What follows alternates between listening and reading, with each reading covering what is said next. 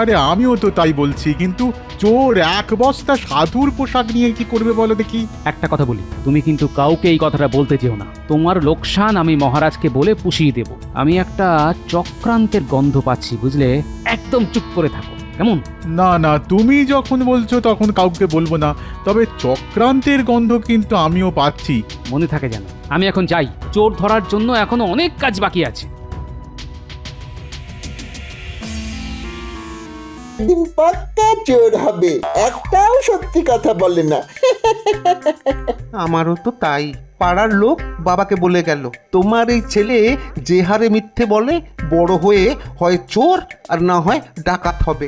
দেখ দেখ, ওরা তো সত্যি কথাই বলেছিল। বল। দেখ, এখন হাতে কোনো কাজ নেই, এই সময়টা একটু সাধুগিরি করলে কেমন হয়? আরে আমিও তো তাই ভাবছিলাম, কিন্তু ওই সাধুগিরি করতে কি কি লাগে বলতো? সাধু হওয়ার জন্য বেশি কিছু লাগবে না, একটা জটা, দাড়ি আর গায়ে ছাই ভস্য, ব্যাস। একমাত্র ছাই চুরি করতে হবে, আর বাকিগুলো তো রামপদর দোকান থেকেই কিনে নেব। কোথাকার আমির সাহেব এলেন রে, বলে কিনা কিনে নেব। মোহর পাবি কোথা থেকে? হ্যাঁ, মোহর পাবি কোথা থেকে? ওই সামান্য মোহর মন্ত্রী আমাদের দেবে, দেখে নিস। কাজই দিতে পারছে না, মন্ত্রী দেবে আবার মোহর? ছাড়, একেবারে হাড় কেপন লোক।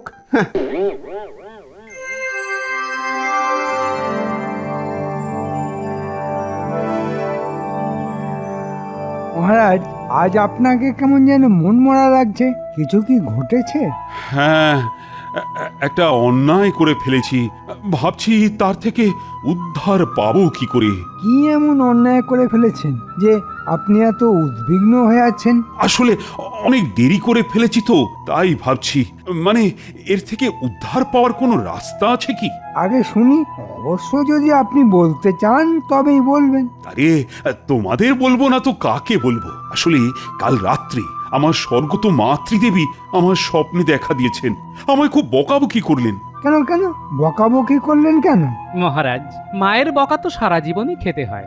আহ গোপাল, মহারাজের সঙ্গে তার মন্ত্রীর কথা হচ্ছে, তার মধ্যে তুমি কেন কথা বলছো? না না মন্ত্রী, বিষয়টা তেমন কিছুই নয়। আসলে আমার মা তাঁর শেষ ইচ্ছা প্রকাশ করেছিলেন যে তাঁর মৃত্যুর পর যেন 10 জন সাধু সজ্জনকে পেট পুড়ে খাওয়ানো হয়, আর আমিও সেটা হাজার কাজের মধ্যে না ভুলে গেছিলাম। মহারাজ, আমিও পাঁজিতে দেখেছি রাজ্যে ভয়ঙ্কর সময় আসছে। এবছর ফসলও ভালো হবে না, লোকে না খেতে পেয়ে মরবে, মহামারী আসবে, খুব দুর্দিন আসার সম্ভাবনা আছে মহারাজ। তো সেটা কি মায়ের শেষ ইচ্ছে পূর্ণ না করার কারণে হতে পারে? আগে যদি আমার কথায় কিছু মনে না করেন তবে বলি, মায়ের শেষ ইচ্ছে পূরণ না করার কারণে হতেই পারে, কিন্তু চিন্তা করবেন না, আমাদের শাস্ত্রে এর থেকে রেহাই পাওয়ার বিধান আছে। যদি আপনি মাতৃবিয়োগ যোগ্য করেন তবে খরচা আছে, 7 মণ ঘি, 7 মণ ফল, 7 মণ চাল, 7 মণ ডাল, সঙ্গে রান্নার মশলাপাতি। এত কিছু দিয়ে কি হবে? একটা যজ্ঞ করতে এত খরচ আগে কখনো শুনিনি বাবা। বাবা বাবা, একটা রোজগারের সুযোগ এসে গেল মনে হচ্ছে। একা পণ্ডিত এত কিছু নিয়ে যাবে তা তো হতে পারে না। মহারাজ, আপনি আসল কথাটাই ভুলে গেলেন। হ্যাঁ, মানে সবকিছু না কেমন যেন তালগোল পাকিয়ে গেল। আপনি মায়ের শেষ ইচ্ছে রাখবেন না? 10 জন সাধু ভোজনের কথাটা ভুলে গেলেন? তাই তো, 10 জন সাধুকে তো ভোজন করাতে হবে, তো তার দায়িত্ব কে নেবে? তুমি? আমি ছাড়া আর কে নেবে? আমার হাতে এই 10 কেন, 20 জন সাধু আমি এক্ষুনি জোগাড় করে দিতে পারি। শুধু জোগাড় করলেই তো হবে না মহারাজ, তাদের উপযুক্ত উপহার দিতে হবে। যেমন প্রত্যেকের জন্য সোনার থালা, সোনার ঘটি, সোনার বাটি, এসব না দিলে তো যজ্ঞের কোনো মানেই দাঁড়াবে না। সাধুরাই তো এই বিপদ থেকে উদ্ধার করতে পারে। আচ্ছা, বেশ ভালো বুদ্ধি বার করেছে তো মন্ত্রী। একজনের 7 মণ, আরেকজনের সোনার থালাবাটি। দেখি কি করা যায়। খরচের কথা ভেবে আর লাভ নেই, প্রায়শ্চিত্ত তো করতেই হবে। মায়ের শেষ ইচ্ছে না রেখে যে অন্যায় আমি করেছি তাতে তো খরচাপাতি করতেই হবে। মন্ত্রী, তুমি ব্যবস্থাপত্র যা করার করো, আর খুব তাড়াতাড়ি যেন এই মাতৃবিয়োগ যোগ্য হয় সেদিকে খেয়াল রেখো। নমস্কার মন্ত্রী মশাই, অনেকদিন পর আমাদের ডাক পড়লো, নিশ্চয়ই কোনো কাজ আছে। ভালোই করেছেন, আপনি আমাদের দিয়ে শেষ কাজটা করিয়ে নিন। আমরা আর চুরিচামারি করবো না বলে ঠিক করেছি। কিরে ঘটা, সত্যি কথাটা বলেই দিলাম, কি বলিস? হ্যাঁ, আরে মন্ত্রী মশাই আমাদের কি কাজ করতে দেন সেটা তো আগে দেখবি, তারপর তো ওই সত্যি কথাটা বলবি। আশ্চর্য! চুরি চামারির কাজ তোরা ছেড়ে দিবি তো খাবি কি? আমরা ঠিক করেছি এখন থেকে সাধুগিরি করে খাবো। হ্যাঁ, আরে আমি তো ঠিক সেই কাজটাই তোদের দেব বলে রেখেছি। অদ্ভুত ব্যাপার, আপনি আমাদের সাধু বানিয়ে দেবেন? মানে আমরা সাধু সেজে ঘুরে বেড়াবো, ভিক্ষে করব? আচ্ছা আচ্ছা, লোকে ভিক্ষে দেবে? এবার এমন ব্যবস্থা করেছি না, তোরা ভাবতেই পারবি না। ভিক্ষে করতে হবে না, যেখানে তোদের পাঠাচ্ছি সেখানে তোদের আদর করে ডেকে বসাবে, সোনার থালায় খেতে দেবে, সোনার ঘটিতে জল খাবি, সোনার বাটিতে নানা ধরনের পদ বেড়ে দেবে, তোরা খাবি। শুধু খাবোই, কামাই কিছু হবে না? সোনার থালাবাটি কি খেয়েই আবার ফেরত দিয়ে দিতে হবে? আমি কি বোকা নাকি যে শুধু খাবার জন্যে তোদের পাঠাবো? তোরা ওই থালা বাটি বগলে করে নিয়ে আসবি, সঙ্গে আরো অনেক কিছু। তোদের শুধু সাধু সেজে যেতে হবে। তোদের আরো একটা কাজ করতে হবে, তোদের দলের 10 জনকে জোগাড় করতে হবে। পারবি না? হ্যাঁ, সাধু সেজে এত রোজগার? তো এতদিন চুরি চামারি করলাম কেন? এটা পরে ভেবে দেখা যাবে। এখন 10 জন চোর জোগাড় কর, তাদের সাধু সাজিয়ে রাখবি। আমি বললেই তাদের নিয়ে রাজবাড়ি চলে যাবে, ওখানে একটা যজ্ঞ হবে।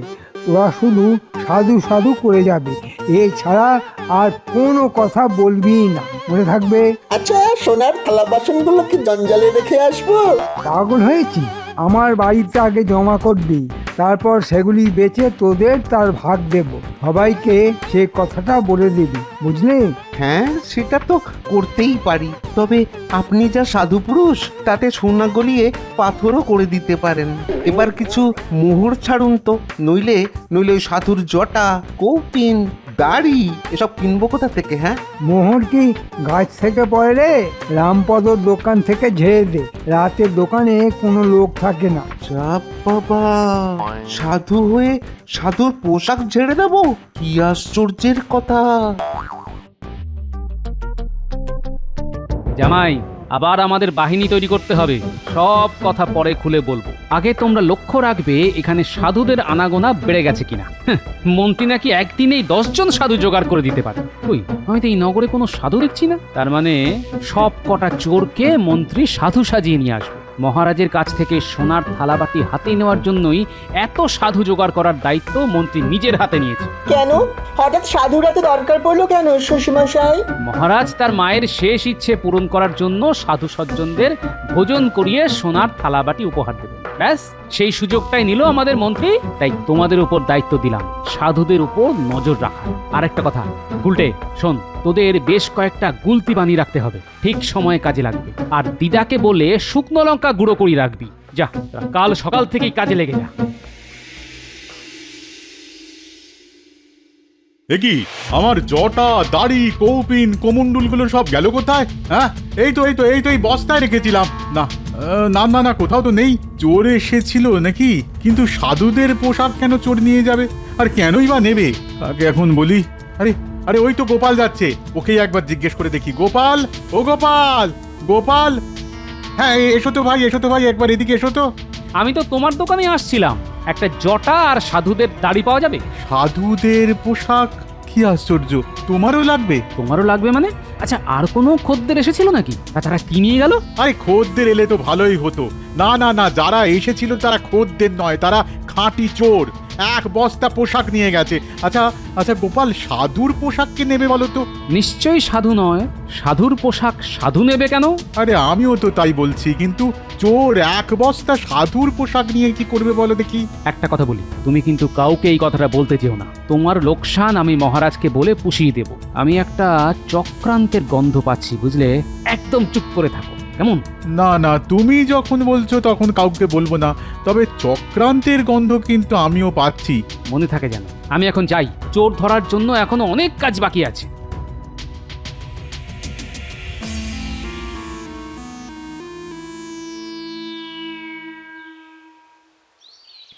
ওই গোপাল জি, তা এত সকালে আমার বাড়ি? না মানে একটা কথা সেদিন বলতে ভুলে গিয়েছিলাম। তা সেদিন ভুলে গেছিলে তো কি হয়েছে, আজ বলো। আসলে সেদিন মহারাজ যে স্বপ্ন দেখেছিলেন সেই স্বপ্ন কাল রাতে আমি দেখেছি। তোমার মা তোমাকে স্বপ্নে দেখা দিয়েছেন, এ তো খুব সুখের কথা। তা তোমার মা কি বললেন স্বপ্নে? আসলে মার চিতার মাটি আমার কাছে রাখা ছিল। মা স্বপ্নে বললেন, এগুলো রেখে আর কি করবি, মহারাজের যে মাতৃবিয়োগ যজ্ঞ হচ্ছে সেখানে আগুনে দিয়ে দিস, তাহলে আমার আত্মা শান্তি পাবে। মাতৃবিয়োগ যজ্ঞ সম্পর্কে তুমি কি জানো? আমি কি আর তোমার মতো জানি? তবে এটা জানি যে সাধু সজ্জনদের সোনার থালায় খেতে দিতে হয়, আর যে থালায় খাবে সেসব ওই সাধুদের উপহার দেওয়ারও নিয়ম আছে। তুমি যে মূর্খ তা আমি জানি, খুব প্রশ্নটা করে দেখলাম, তুমি কিছুই জানো না। তা আপনি আমায় বলতেই পারেন, তবে সোনা উপহার দেওয়াটা যে মাতৃবিয়োগ যজ্ঞে দিতে হয় তা আমি জানি। বুঝলো কি, সব বুঝলো কি? কোথায় লেখা আছে যে সোনার থালা বাটি ঘটি সাধুদের দিতে হয়? মন্ত্রী মশাই তা দেখাতে পারবেন? মন্ত্রী আমায় বলল মাতৃবিয়োগ যজ্ঞে নাকি 7 মণ ঘি, 7 মণ চাল ডাল এসব কিছুই দিতে হয় না, সব নাকি তোমার বুঝলো কি। ও বেটা নিজে বুঝলো, মরকট, গাধা, গরু, মোষ, বাঁদর। অসভ্য, শয়তান, হতভাগা, ব্যাস আর কিছু বলার দরকার নেই। এসব কথা আমি জানি পণ্ডিত, কিন্তু মন্ত্রী তোমার নামে এত বড় একটা অপবাদ দিল সেটা আমি মানতে পারছি না। তা যজ্ঞের দিন তাহলে আমি আগুনে মাটি আহুতি দিতে পারি? নিশ্চয়ই পারো, 100 বার পারো, 1000 বার পারো, কোটি বার পারো। না না না না না, কোটিবার না, কোটিবার না, একবার মাত্র দিলেই হবে।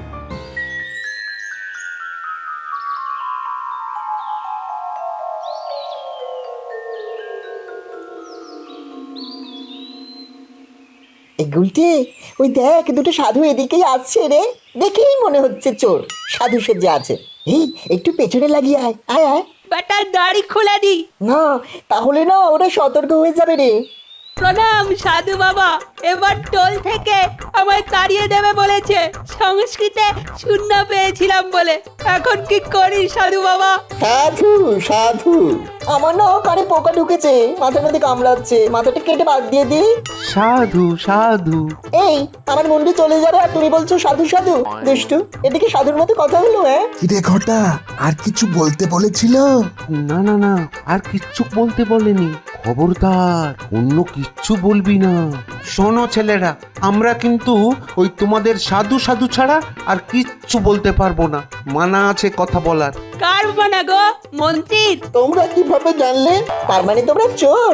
ছিলাম, এখন আর নেই, সাধু হয়ে গেছি। হ্যাঁ, আমায় যে টোল থেকে বার করে দেবে তার একটা বিহিত করো। ঘটা, কিরে আমি তো কথা বলে যাচ্ছি, তুই কিছু বল। সাধু সাধু।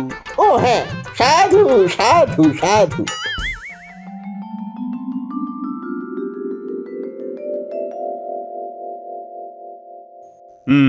তাহলে মন্ত্রী, তোমার সব ব্যবস্থা পাকা তো? কাল তাহলে মাতৃবিয়োগ যজ্ঞ হচ্ছে? আগে হ্যাঁ মহারাজ, সব কিছুর প্রস্তুতি নেওয়া হয়েছে। যাদের জন্য এত আয়োজন, তা সেই সাধু সজ্জনরা আশা করি এসে গেছেন। অনেকেই এসেছেন মহারাজ, দেখতে সাধুর মতন, তবে সজ্জন কজন তা বলতে পারছি না। তুমি কে হে বলার? যারা এসেছেন তারা দূর দেশ থেকে এসেছেন, কেউ কাশী, কেউ বা বারাণসী থেকে, শুনেছি হিমালয় থেকেও কেউ কেউ এসেছেন। মন্ত্রীমশাইয়ের কাজের কোনো ত্রুটি নেই। মাত্র দুদিনে এতজন সাধু কাশী হিমালয় থেকে এসেছেন, কি করে এলেন তা নিয়ে কোনো প্রশ্ন কিন্তু আমি করতে পারছি না। কাশী থেকেও এসেছেন, আবার বারাণসী থেকেও এসেছেন, এটাই বা কি করে সম্ভব হলো? সেটা আমার মাথায় ঢুকছে না মহারাজ। তোমার মোটা বুদ্ধির মাথায় এই ব্যাপারটা ঢুকবে না। আচ্ছা, তারা কি যোগ বলে উড়ে এসেছেন? নিশ্চয়ই তাই, নইলে এত তাড়াতাড়ি তারা এলেন কিভাবে? মনে হয় সোনার টানে। কি বিজ্ঞানী, তোমার কি মনে হয়? মাধ্যাকর্ষণ শক্তিকেও হার মানাতে পারে সোনার শক্তি, তীব্র তার আকর্ষণ। হ্যাঁ, দেখলেন দেখলেন মহারাজ, বিজ্ঞানী কি সুন্দরভাবে এই বিষয়টা বুঝিয়ে দিল। বহুদিন পর বিজ্ঞানী একটা ভালো কথা বলে ফেললো। ওর মাসোহারা একটু বাড়িয়ে দিলে ভালোই হবে মহারাজ। আজ দুটো সাধুকে না পাপাত করে ধরেছিলাম, বেটারা একদম জালি। মুখে তো খালি সাধু সাধু বলে, তবে আমাদের সঙ্গে পারবে? বেটারা শিকারি করে নিল যে মন্ত্রী তাদের কথা বলতে বারণ করেছে। কালকেই সব ফাঁস হয়ে যাবে। তবে হ্যাঁ, তোদের গুলতি গুলি সব তৈরি আছে তো? আমাদের অস্ত্র শস্ত্র নিয়ে একদম চিন্তা করো না, তুমি বললেই বান মেরে মেরে ওই ভণ্ড সাধুদের জটা এমন ভাবে খুলে দেব যেন আর কোনোদিন জটাই না পড়ে। কিরে, সব তৈরি তো? তোদের লোকজন সব জটা দাড়ি লাগিয়ে নিয়েছে তো? আগে লাগিয়ে নিয়েছে, আজ কিন্তু একটা ব্যাপার ঘটেছে। কি আবার ঘটালি? তোদের কথাবার্তা শুনলেই না আমার বুক ধড়ফড় করে। না না না না না, তেমন কিছু নয়। আসলে ওই আজকে একটু কথা বলে ফেলেছিলাম কি না, এই আর কি। সর্বনাশ, কি কথা? ভিতরের কথা কাউকে বলিসনি তো? মাথা খারাপ, শুধু বলেছি আমরা চোর ছিলাম, এখন সাধু হয়ে গেছি। হ্যাঁ, তা এটা খারাপ কথা হবে কেন? চোর তোরা তো বটেই, আজ সাধু হয়েছিস, হতেই পারে। আর কিছু বলিসনি তো? না না, তেমন কিছু বলিনি, শুধু মুখ ফসকে বলে দিয়েছিলাম যে আপনি আমাদের পাঠিয়েছেন। তোরা আমার নাম বলে দিয়েছিস? ও, সর্বনাশ করে দিয়েছিস। আপনি এই ব্যাপারটা নিয়ে একদম ভাববেন না মন্ত্রী মশাই, আমরা গিয়ে বলে দেব যে আপনি আমাদের পাঠাননি, আমরা এমনি এমনি এসেছি, ব্যাস মিটে গেল। তোদের কে এত কথা কে বলতে বলেছিল বলতো? আর কাকে বলেছিস এসব কথা? ওই একটা ডেপো মতো বাচ্চা ছেলে, বেটাকে এমন সব উত্তর দিয়েছি না, আর কখনো আমাদের প্রশ্ন করতেই সাহস পাবে না। হ্যাঁ, তোরা আমার সর্বনাশ করে দিলি রে। ওই ডেপো ছেলেটা মনে হচ্ছে গোপালের বাহিনীর কেউ হবে। তাহলে কাল একেবারে সকালে যজ্ঞ মণ্ডপের পিছনে যে গাছটা আছে তার ডালে বসে থাক গুলতি নিয়ে। আমি যেই সাধু সাধু বলে চেঁচিয়ে উঠবো, তোরা গুলতির গুলি ছুড়বি সাধুদের জটা লক্ষ্য করে, বুঝলি? মন্ত্রী বড্ড বার বেড়েছে, দেবো এমন না তখন বুঝবে। আমিও কিছু কম যাই না, কিন্তু কি করতে পারি? আচ্ছা, একটা বুদ্ধি মাথায় এসেছে। যজ্ঞের আগুনে এমন ধুনো দেব যে ওই ভণ্ড সাধুগুলি পালাবে। তারা যদি আসল সাধু হয় তাহলে এই ধুনো ঝাঁজ নিতে পারবে। যদি বেটারা মন্ত্রীর সাজানো হয় তবে তাদের পালাতেই হবে। দেখি কে জেতে। আজ যা একটা বুদ্ধি পার করেছি না, মন্ত্রীর 12টা বাজিয়ে তবে ছাড়বো। আচ্ছা গোপাল, ওই সোনার থালাবাটি কে নিয়ে যাবে? মন্ত্রী। ও যদি নেয় তাহলে কিন্তু 7 মণ চাল আর ডাল আমিও নেবো।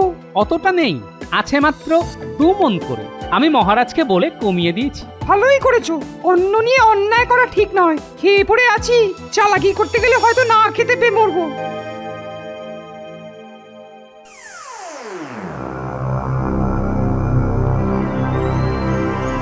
এক্ষুনি যজ্ঞে আগুন দেওয়া হবে, তোমরা সব তৈরি তো?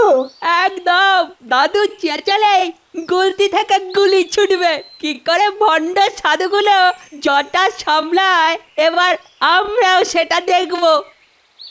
স্বাগত স্বাগত সাধু সমাজ, আপনাদের প্রণাম জানাই। আমার মাতৃবিয়োগ হয়েছে তা বেশ কিছুদিন হলো। সাধু সাধু সাধু। আরে তোকে কে কথা বলতে বলেছে বলতো? মহারাজ আমাদের প্রণাম জানালেন, তো আমরা উত্তরে কিছু বলবো না? আজ কান্নায় আমার চোখ দিয়ে জল বেরিয়ে আসছে। বার কথা খুব খুব মনে পড়ছে। সাধু সাধু সাধু। এই সাধু কোথা থেকে এসেছে? আগে আমরা কোথা থেকে এসেছি তা তো জানি না মহারাজ, তবে এসেছি। এরা এরা কারা মন্ত্রী? আসলে মহারাজ, এনারা সবাই সাধু সজ্জন মানুষ, ঠিক এই পৃথিবীর লোক নন। তাই এত প্রশ্নের উত্তর ওরা ঠিকঠাক বলতে পারে না। পণ্ডিত, এবার আগুন দাও, দেখি ওরা কোন পৃথিবীর মানুষ। হ্যাঁ দিচ্ছি, তারপর জমবে খেলা।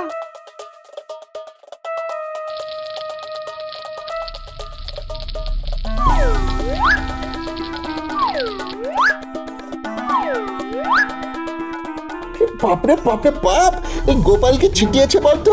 ওরে বাবারে বাবারে বাবা, ওরে বাবারে। লঙ্কা ছাড়া আর কি হতে পারে? হ্যাঁ, চাও। এই রে এই হাঁচি মারতে গিয়েছে আমার দাড়ি খুলে গেল। চল চল পালাই, চল চল এক্ষুনি পালাই পালাই। সাধু সাধু। গুলটে টিপ করে জটায় মার যাতে চুল বেরিয়ে পড়ে। হ্যাঁ তুমি চিন্তা করো না, এমন টিপ করে মারবো যে চুল কেন সঙ্গে ঠ্যাংটাও খুলে নেব।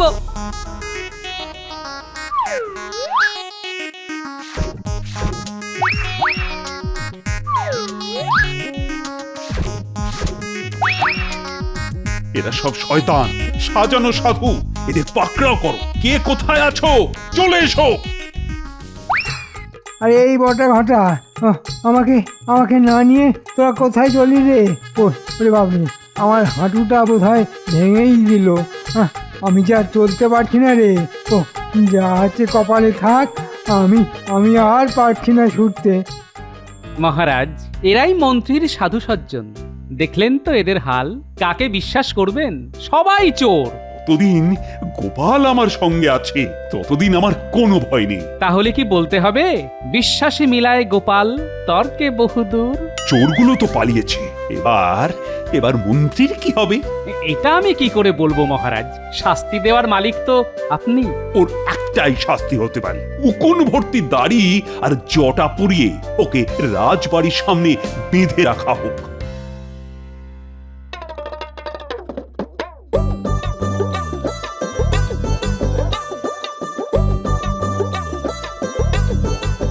অনেক দূর থেকে এসেছি মা, একটু ভিক্ষে দাও। এই তোমরা সাধু সজ্জন মানুষ, কিন্তু এত বেলা এলে কি করে খাবার দেওয়া যায়? একটু সবুর করো তোমরা। হাঁড়িতে ভাত বসিয়ে তারপর খেতে দেবো। হ্যাঁ, জামাই এলো বাড়িতে, চাল ছেড়ে দাও হাড়িতে। হাঁ করে কি দেখছো? লঙ্কা ফোড়ন খাচ্ছো? জামাই এত চুল দাঁড়িতে চিনতেই পারিনি। তো বাবা, তুমি ওকে শ্বশুরের মতো সাধু হয়ে গেলে নাকি? না না না, সাধু হতে যাবো কেন? জমিয়ে ইলিশ মাছ ভাজা খাবো।